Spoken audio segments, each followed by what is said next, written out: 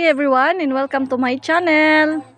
And for today's video, magbuhat ta karon og maruya o pinaypay. Una nako gibuhat, gisugdan nako og pagpanit ang hinog nga saging. Popular sa atong mga Pinoy ang pagkaon og maruya. Mapalit nato kasagaran ni sa palengke ug pwede pud nato ni buhaton og extra income. Pwede nato ni siya ibaligya tag cheese ang isa ka buok. Pwede nato himuon og panghimagas. Pwede pod og merienda. After nako napanitan tanan nga saging, akong gi-prepare ang pang-coating nako. Butang nako ang arena sa limpyo nga sudlanan. Sunod ang baking powder ug ang Milo. Gibutahan nako og Milo para na extra flavor. Kay kasagaran nato makit-an sa mga nagaluto, gaad sila og food coloring og ingani pod ang akong version sa maruya. Og unta magustuhan pod ninyo. Please don't forget to like, share, and subscribe to my YouTube channel. Salamat!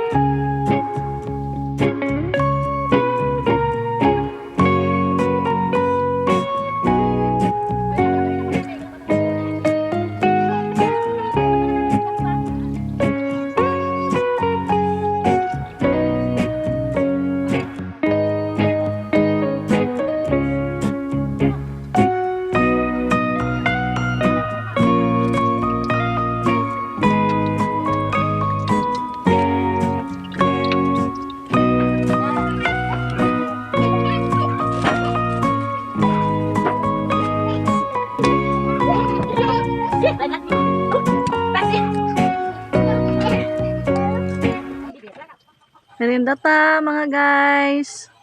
Kung wala kay kwarta, tubig na lang ang ipares. Panglibre pud mo diha. Mudawat raman pud ko og libre guys, basta kabubuton ihatag. Bahalag pobre guys, basta malipayon akong kinabuhi. Amo man Japon ang importante.